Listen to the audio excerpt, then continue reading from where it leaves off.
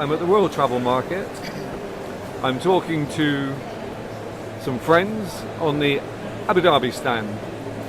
And the first person that I'm going to talk to put us in the picture is Marion Walsh from Anantara Resorts. Tell me, Marion, we were talking about the green tourism thing in Abu Dhabi. Green tourism is quite important as far as Anantara Resorts is concerned, isn't it? Absolutely. Green tourism today has to be an integral part of any strategy within a company. At Anantara Hotels, Resorts and Spas, we're an Asian brand with resorts in Asia and also, of course, in the Middle East.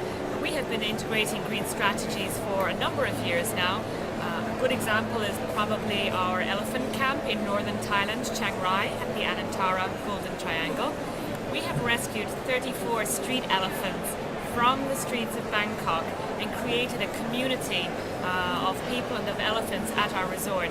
The elephants are taken from the streets, their caregivers, the mahouts, come with them, and their families are reunited with them also. The children go to school, the ladies, the wives participate in the weaving cottage industry that we set up. So we have an entire community of 60 people living with us now. And this is one of the examples of the green strategies or conservation strategies that we try to pursue.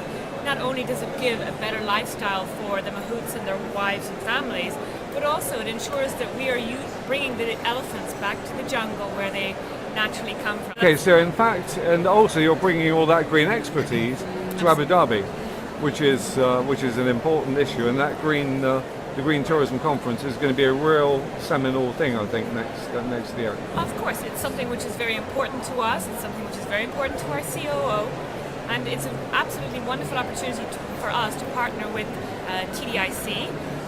Who are the owners of the Qasr Al Sarab Desert Resort and Desert Islands Resort and Spa by Anantara. So they have the same beliefs as we do, so together it's a good opportunity for us all to participate in such an event. Fabulous. And you're sitting next to Lars, who is the man behind the man in the Desert Islands project in Abu Dhabi, and Lars is an old friend. We've talked many times. And I'm sure you're excited about this green thing happening in Abu Dhabi as well, because it looks like Abu Dhabi is going to establish itself as the green mecca for tourism in the Middle East. Yeah, it is indeed. I mean, for TDIC, it's incredibly important that when we have tourism development comes out, specifically the type of developments we have in Abu Dhabi that are really putting Abu Dhabi on the world map, that we have sustainable strategies behind all the developments. And that's not necessarily only sustainable building guidelines, which all of the resorts have.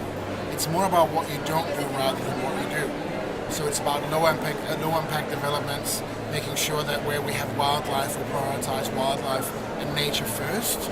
So we don't pull up trees to build something, we build around the trees. You gotta remember, Abu Dhabi is a desert environment, so anything that grows there is doing a good little job, and we have to protect that. So it's very important that we have all the right guidelines in place for operators such as Anantara to follow. I know, I mean, you can tell me loads of stories about the wildlife in the desert islands. But I'm going to go on to George Chakar, who is the main man. And tell me, George, what's your view about green tourism? I know that you've got very strong views, the same as the rest of us.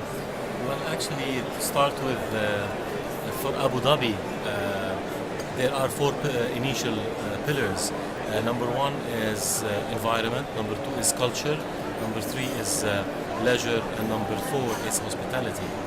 And obviously TDIC, as well being part of the government, has the same vision in terms of green tourism.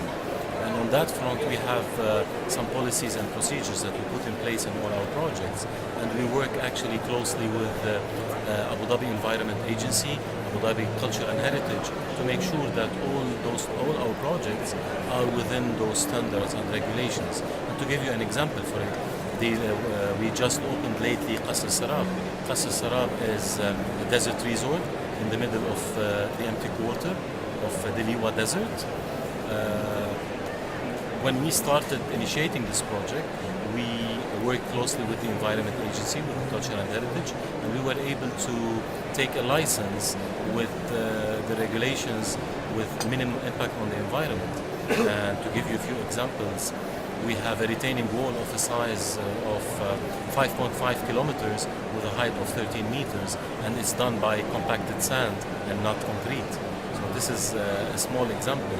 Talking about community, we engage as well the local community in our projects, such as, for example, we have one of our desert activities, which is camel riding. We did contract with local people that they have camel farms. So it's as well creating job opportunities and bringing the economy, boosting the economy in the region. We have many, many examples we can share with you, hopefully in the future as well. I know, George. Actually, I know that sustainability is in your DNA. Thank you very much indeed.